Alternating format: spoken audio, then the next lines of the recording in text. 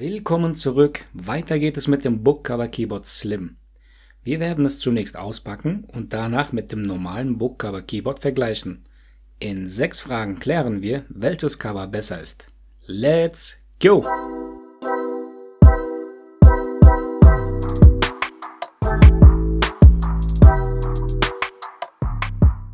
Unboxing. Auch dieses Keyboard hat eine antimikrobielle Beschichtung und ist passend für das Galaxy Tab S8 Plus, S7 Plus sowie das S7 FE.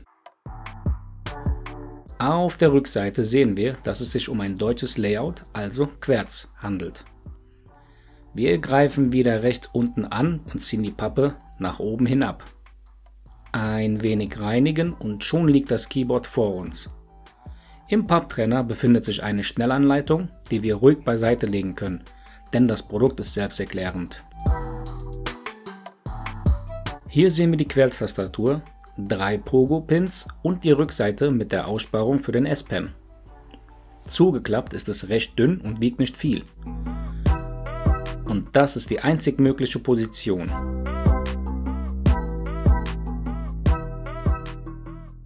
Wir bringen das S8 Plus mal rein. Das hat nicht ganz geklappt, also justieren wir nach. So, jetzt passt es. Da kann der S-Pen verstaut werden. Das testen wir auch sofort. Und mit ein wenig Druck gegen die untere Hälfte der Rückseite bringen wir das S8 Plus in Position. Dieser Winkel ist der einzig einstellbare. Dabei ist das Tablet stabil in dieser Position. So ist die Ansicht von vorne. Es ist ein cleaner Look. Jetzt packen wir den S-Pen mal auf die Rückseite, wo er auch aufgeladen werden kann. Jetzt seht ihr, dass dieses Keyboard den S-Pen nicht schützt. Als Gesamtpaket trägt es wirklich nicht dick auf.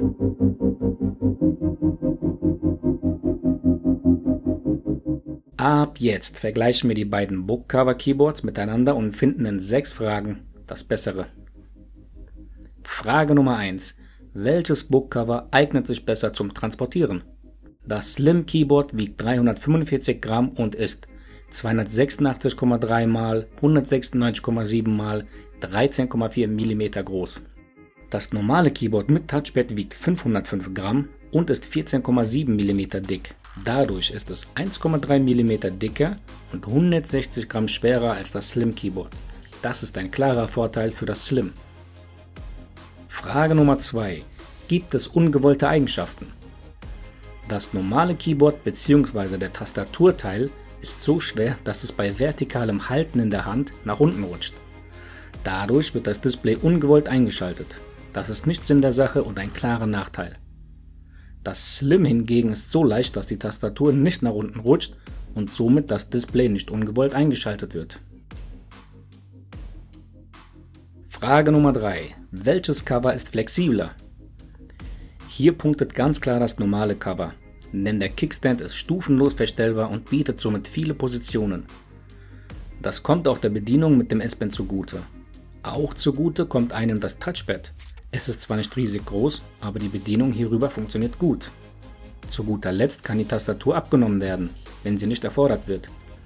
Das spart dann auch Gewicht ein. Das Slim Cover hingegen besitzt kein Touchpad, sodass man die Hand ständig zum Display führen muss, was der Ergonomie nicht zugute kommt. Außerdem bietet es lediglich eine Einstellposition und die Tastatur ist nicht abnehmbar. Man hat sie immer dabei, ob man braucht oder nicht. Frage Nummer 4. Wie sieht es mit dem S-Pen aus? Auch in diesem Punkt hat das normale Keyboard die Nase vorne. Auf der Rückseite wird der S-Pen vom Tablet aufgeladen. Und dieses Keyboard umhüllt und schützt den S-Pen.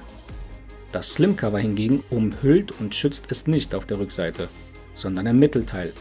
Da wird es aber nicht aufgeladen, sondern das dient eher dem Schutz beim Transport.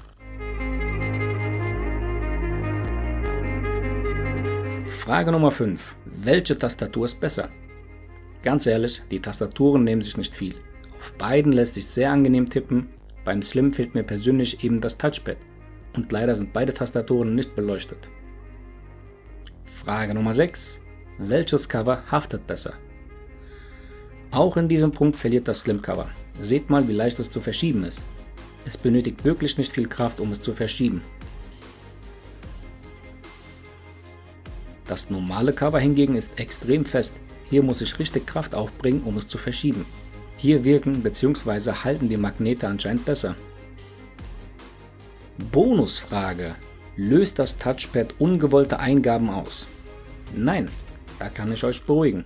Das Touchpad lässt sich zwar durch seine dünne Bauweise von unten drücken, aber es löst keinen Klick aus. Und das ist auch gut so. Fazit: Das normale Bookcover hat das Rennen gewonnen. Es ist einfach flexibler und schützt den S-Pen. Die Tastatur kann abgenommen werden. Das Touchpad funktioniert gut und ist im DeX-Modus hilfreich. Der Kickstand hat einen hohen Öffnungswinkel, womit das Tablet fast flach liegen kann, um mit dem S-Pen zu zeichnen oder malen. Zugegeben, es ist dicker und schwerer als das Slim. Und auch der Preis ist um vieles höher, aber es ist am Ende des Tages das bessere Gesamtpaket für all diejenigen, die flexibel, produktiv und kreativ mit dem Tab S8 Plus arbeiten wollen. Das Slim ist meiner Meinung nach für das Surfen und Videostreamen geeignet. So viel zum Vergleich. Wir sind am Ende dieses Videos. Vielen Dank fürs Zusehen und bis zum nächsten Mal. Macht es gut und tschüss.